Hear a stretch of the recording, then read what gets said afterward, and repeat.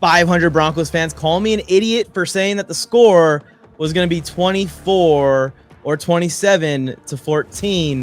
Tom Payton's like wants to be the Chargers too badly. Like he wanted that job in LA. He wanted Justin Herbert. So he literally drafted like Justin Herbert wannabe. We're back, Tony. And I don't want to say that we called it, but we might have called it. Don't start believing. Quit on that stupid feeling. There's only one real good elite Oregon Duck quarterback in this league right now, Tony. And it ain't Bo Nix as of today. But we're here to react to the game. In all seriousness, I had the Broncos fan on here to preview the game intentionally to bring the Chargers fan on to review the game the next week because I knew what was going to happen. Hey, sorry for interrupting myself, but one quick reminder before you forget to like this video, subscribe to the channel, and turn on notifications so you can be here every single time I post. It's the free way you guys can support the channel. We're trying to build something special here very early on in the stages here. We only have 10,000 subscribers. We're trying to get 20,000 subscribers. The only way that's possible is if you guys support the channel by liking the video, subscribing, turn on notifications. It's funny because like when you like as fans we watch the games and then we think all this stuff's going to happen and then we go into games with like super optimism, right? Mm-hmm. And going into the game it's like, well, every game the Chargers have been in it, every game the Chargers have had a lead or won the game through the first 4 weeks, and then as you start getting the optimistic reports back where it's like, oh, Slater's going to be out there and Alt's going to be out there. And it's like, okay, well, we got the offensive line back against this team that has struggled. And the Chargers defense has been so great. And it's like everything just started to come together. Now, did the Chargers get beat up where it's like Q starts off the game great, but he's limping off the field. McConkey's dealing with a head, getting hit, that shit surveyed. They're scanning his cat. Then he's out there with like some sort of hip, back, lower thing that's working. By the way, just to cut you off for 1 second, trying to stay in bounds to run the clock which is very smart. Thank you, rookie, for having that wherewithal at the end of the second half. We're trying to kill the clock. There's 3 minutes left, so we're trying to get as much clock off. I'm not going to run straight out of bounds, but dude, don't take the hit in the second half. Come on. Yeah, it's I think those are the things you start to learn where you see guys like once trying to they make the right play. Yeah, he's trying to make the right play. They just get down, like it's okay to make certain kinds of business decisions in the NFL. And that is, hey, I got the first down. Like, I'm just dropping. Like, we've seen a lot, especially the smaller wide receivers. They catch the ball and they just get down or give themselves up, try not to take the extra unnecessary hits because the wear and tear of now a 17, potentially 20 to 21 game season, that shit's brutal on them. And then you start looking at some of these guys where you start getting in year 5, 6, whatever. It's like, just get down, get the first down and get down. Just keep cruising out of bounds. Don't worry about the clock that much. Because what happened was he caught it. He could have easily gotten down, like you're saying, right away, or just kept running out of bounds. But instead, he ran a little bit, gave the guy a chance to catch up, and then tried to go down to the ground as an entire body's collapsing on top. Yeah.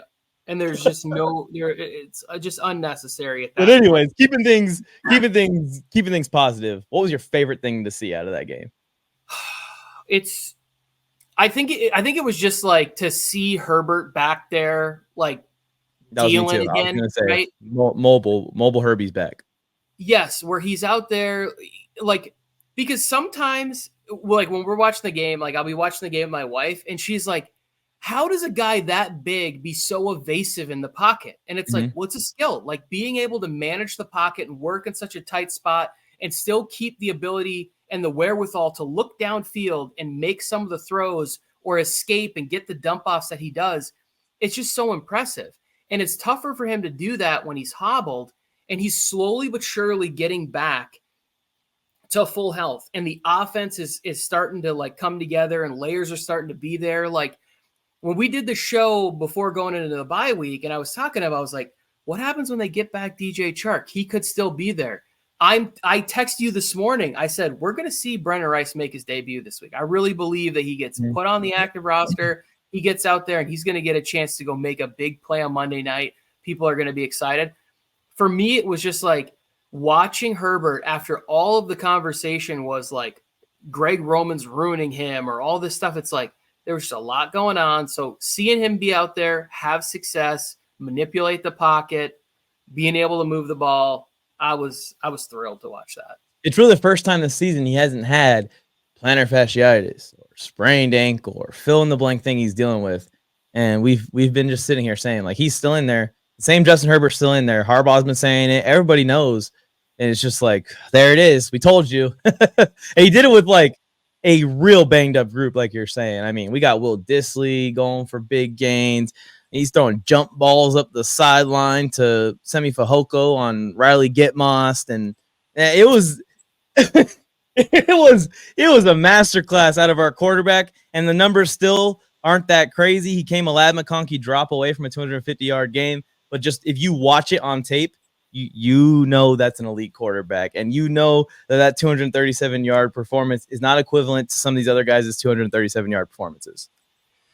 It's phenomenal. You know that I'm not like a huge stat person or whatever. It's like when you watch the game, like what do you see out there? You know, like it's like the Broncos were 3-2 coming into the game, but it's hard to say like, oh, you watched it and it's like, oh, well, Bo Nix is really dealing out there. Like that's not the case. The Chargers are 2-2, but I would still say like in those games, even though the yardage was low, Herbert was still dealing, still making nice throws, some just not being caught.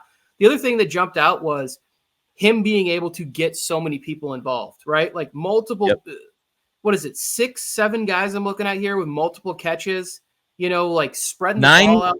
I think it was 9 total different receivers and 6 different rushers. Yeah, just absolutely crap.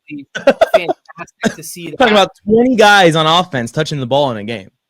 Yeah. I mean, we didn't even get Matlock involved in this. We got to get the They threw one at him. It was so beautiful. It was so perfect. They got him on an edge rusher in coverage, and he was in the corner of the end zone. It's like, I mean, Herbert threw it away, but come on, man. That edge rusher isn't picking that shit off. Throw it up. Let's see what Matlock can do. Got to get thick red.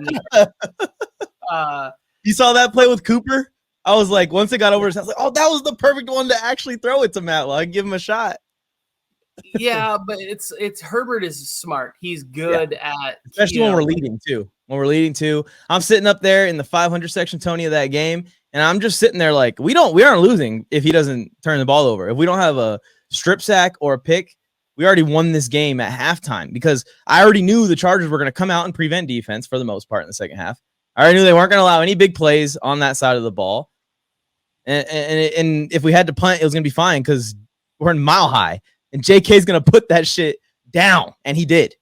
Yeah, he had a good game, which was nice to see because there were some struggles earlier on. I will say this. The other thing that I really liked was even though the yards per carry weren't fantastic, like J.K. Dobbins hit some big runs. Got some return, ran really well. In between that brings me to my favorite part in watching this game from a bird's eye view. I basically had the coach's tape angle of this. I was sitting in the perfect corner where they basically record these things. And the tackles are, about to freaking get emotional here. The tackles are so good, Tony. Yeah. They didn't let shit through the entire game. And that's a good group of edge rushers. Whatever you think, Vance Joseph is a very creative defensive. Has the second best defense statistically. Yeah, he blitzes a lot. Like I thought that they played really well. Like the team just, it feels very connected. And I think that's the thing that we need to be excited the most about. It's like all offseason when as fans, we kept talking to people or you talk to another fan of another team and you're like, oh, there's identity and whatever. And it's like the identity is physical, punishing football of a team that is just connected, leaning on each other, right? And it's like the best organizations have that. And then all the other things come together from that.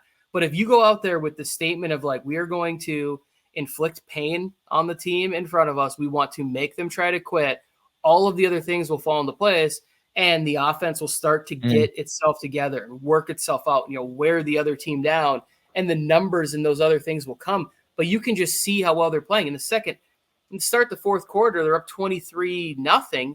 It's like you have to protect the fact that Asante's out of the game. Christian Fulton's leaving. You have to find ways to make sure that you're not leaving these rookies, these younger DBs out there in situations where they can end up, getting exposed. And I thought that's kind of how it reflected. I haven't watched the film of the game, but like just the feeling of it was like, hey, we're going to keep this.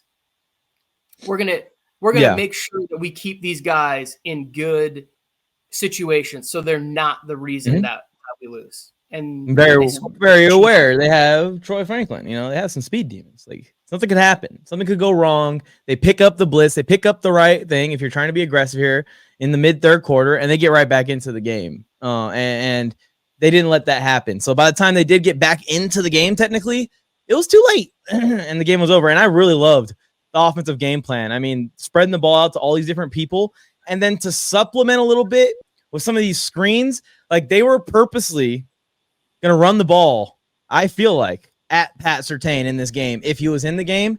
And to me, maybe he changes a little bit of the elements here. Maybe he puts a little bit more fear and we're avoiding a certain part of the field because he's on it. I think the Chargers were going to beat them similarly with him on the field.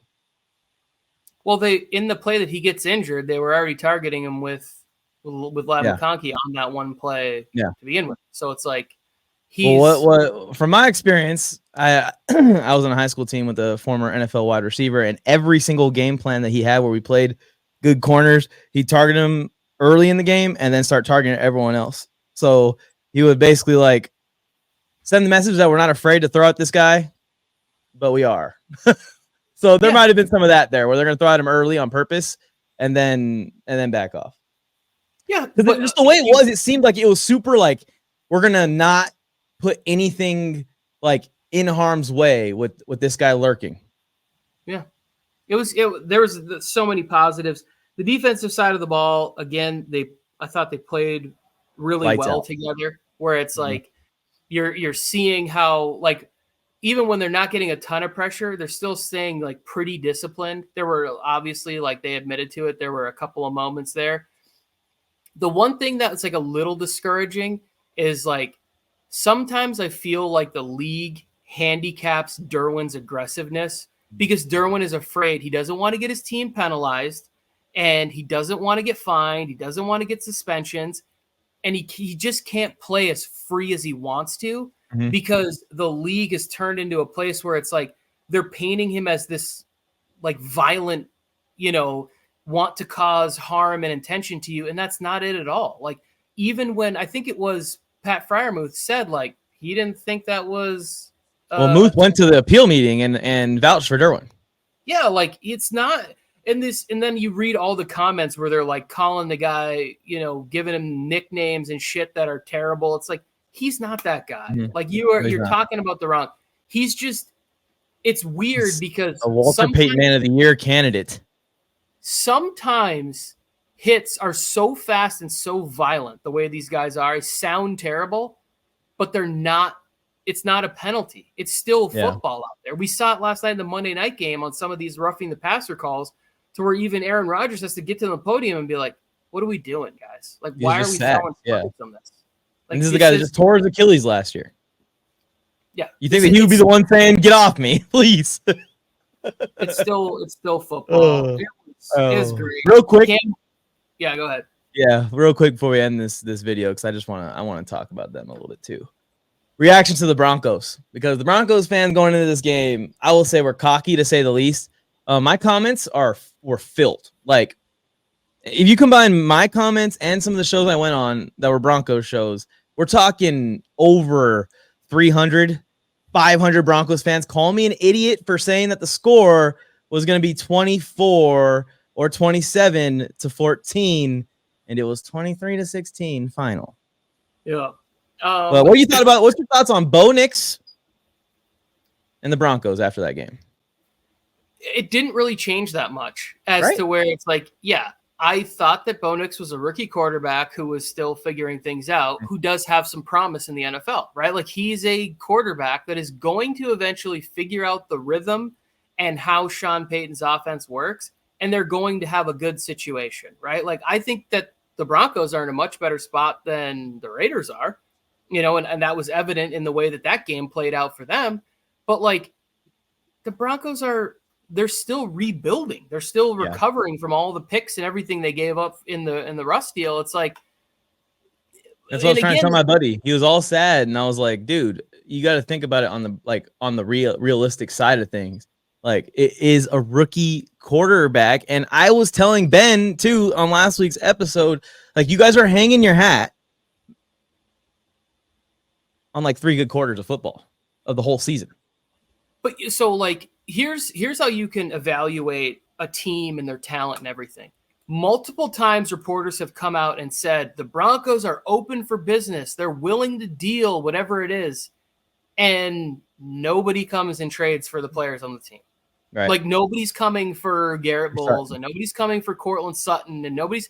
So what I'm saying is, yes, these players they're talented football players that are there, but the asking price might be too high, and people aren't willing to bend to do that. And so the Broncos stay put, and they're with them.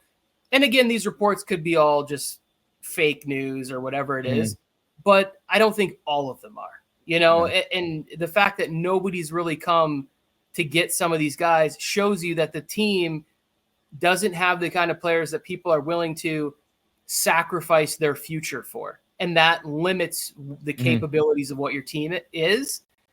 But just having a rookie quarterback who's not super dynamic, it makes it tough for you to win games and be successful. But they're 3-3. They should be happy. Exactly. That's why I've been trying to get to their heads, man. There's no reason to be sad about it. Like, you played a playoff caliber team with a non-playoff caliber team that is just being coached up to where when they're playing their best and they get a few bounces and things go their way, they can play at a playoff caliber level from time to time, week to week. So that's something to be excited about, and understand that you're building No-Fly Zone 2.0 as we speak, according to everybody. So you should be excited about that. And like, Sean Payton fully believes in Bo Nix, you could tell. And if Sean Payton believes in a guy, I think you should believe in him. I think you should. Yeah, I do think that that the Broncos are headed in the right direction, but it wasn't like a game where you went and it's like, oh, the Chargers should win this game. Even the odds makers had them favored by like a field goal on the road, and they hadn't won there in like 7 years or whatever, 6 years, whatever before that. So like, it seemed like everybody knew except for the Broncos fans. But as fans, this is what I'm always trying to convince people to do, is like, be overly optimistic about your team. It's not our job to be like, from my estimation, it's not our job to be pessimistic or worry or whatever. It's our, like, we're only guaranteed 17 of these things as fans, where we get to be hyped up, and we get to like turn the music up, eat food, have some drinks if you want, and party and watch your team and root for them. Like, why wouldn't the Broncos fans be thinking, oh, dude, we're gonna smash you guys? I went to the Chargers Chiefs game, was like, oh, we're getting them today. They are going down, and it looked good through 3 quarters. It really did look good. It felt good for 3 quarters, and then of course the Chiefs have to ruin everything. But maybe the problem for them is like, Sean Payton's like wants to be the Chargers too badly. Like, he wanted that job in LA. He wanted Justin Herbert. So he literally drafted like Justin Herbert wannabe, and is trying to be us, but you can't be us because Sean Payton don't got his heart on the line, literally and figuratively, like Harbaugh does. Well, I said this to Joe about, like, they're owned by Walmart, right? And so if you can't get the name brand, the Walmart Chargers, you go and you get even the lightning bolts on the shoulder pads. Yeah, you're like, I want a blonde quarterback who played at Oregon and wore number 10. And they're like, well, we got the premier edition, Justin Herbert. And they're like, but you can't have that one. They're like, well, we're Walmart. We know what to do. We became billionaires off this. And that's what I'm saying, is that, like, I think that Bo Nix can be a sort of less dynamic version of Herbert. You got the arm. But again, it's not the same level. Yeah, it's there, though. Right? At a pro level for sure. Yeah, but he definitely is there. The Broncos are a draft class and a free agency class away from being able to spend money and do things where, they will be a good team. It's a well-coached team. That was a good game. Even though it was like 23-0 going in there, it wasn't like they were just getting like it wasn't like watching the Cowboys and the Lions. Yeah. At all. Like they'll make a few plays, and a big mistake would kind of cost them their drive, fumble, interception, penalty, something like that. Yes, and it was just but man, we could talk all day about the Chargers, and bolts up for sure. Bolts up for sure. We're gonna the last thing is we're gonna lose Jesse Minter very quickly. Yeah, I'm. Here's my one hope. And I would say this to Chargers fans. Let's really, really hope that the job that opens up is so undesirable. He's like, I'm going to stick around for another year and see what else gets out there. Because here's the other. He might have some foresight. This is also going to probably get me paid at a higher level, maybe because the Chargers, this might be a special year for me to be a part of too. So if you think about it, it's a pretty tough class for him to interview against because you have veterans, you have guys like Mike Vrabel, probably wants to get back into coaching. Yeah. Bill Belichick, defensive guy. These are proven guys who have put together great defenses, teams that have won a lot of games. Teams, I mean, obviously Bill Belichick, greatest coach of all time, but even Mike Vrabel's been to an AFC Championship game. He's had some really great defenses. He's shown. I think Vance Joseph's going to start turning heads again too. That one's a little rougher for me to believe, but there are some other names out there too of guys that are putting together. Ben Johnson. What if Minter just commits the way Spags has to Reed and just commit to Harbaugh, please? So I think the plan is Reed is basically never leave Spagnuolo. We will keep this defense here, and when I retire, this is your team, dude. But so Spagnuolo, it's not that he doesn't want to be a coach; it's that his coaching tenure with St. Louis was so bad that he can't now. Do you know what I'm saying? You can't erase it, even though it's going so well. Yes, there are certain. There's coaches out there they're just way better coordinators than head coaches, and it's just a fact. That's just the way it is. Oh yeah, when I was younger and I used to write for Bleacher Report, I called this Turner Phillips syndrome, where guys like Norv Turner and Wade Phillips were excellent coordinators, but head coaches, not so much. They just couldn't. A little bit more to it. Because we talk about this all the time with head coaches, Mike. It's it's not just your side of the ball. Your side of the ball needs to be good, but you were trying to lead an entire organization all the way down from the training, the food, the logistics to game day, managing every moment. And that's difficult. And you're trying to get hundreds of people to buy into this. It's a difficult job to do. And that's why you see some that are elite and others that it's impossible. 100%. Well, I think we covered it all there, right? That's pretty much that's the game. But that's the Chargers as of right now. That's the reaction to the Denver Broncos versus the Los Angeles Chargers. I appreciate you coming on as always, Tony. I think that this is going to keep going up. We could have kept going in this too, guys. I'm sure we're going to talk about the Chargers. After this Arizona game, hopefully the Chargers win. We could talk about the Chargers' upcoming schedule from that point at 4-2. We're going to be back on the channel again, guys, and me and Tony are going to be chopping up Chargers for sure. This is looking really fun. Yeah, it's exciting time of year, right? You got the holidays coming up, and you got the greatest entertainment in the world, which is the NFL. And the Chargers they're playing good ball, and it's a lot of fun to watch, and I'm excited about it. Bolts up, everyone out there, and one more question for you, Tony. Who's got it better than us? Nobody! Thank you for tuning in to another NFL Mike video. Now it's time to go make more football friends or go and compete in the Mike's Pickems Challenge or against me in daily fantasy football challenges by joining my completely free NFL group chat. Or head to fifthdown.shop and check out and see if we got your team's newest designs. Or now you can simply rep your favorite players without having to wear another team's gear. And then tag us in pictures of you wearing your Fifth Down merch for a shout out in the next episode of NFL Mike's Corner. And help us reach our goal of getting 1,000 NFL fans wearing Fifth Down. Or you can head to the next NFL Mike video by clicking it. It's on your screen. Go ahead.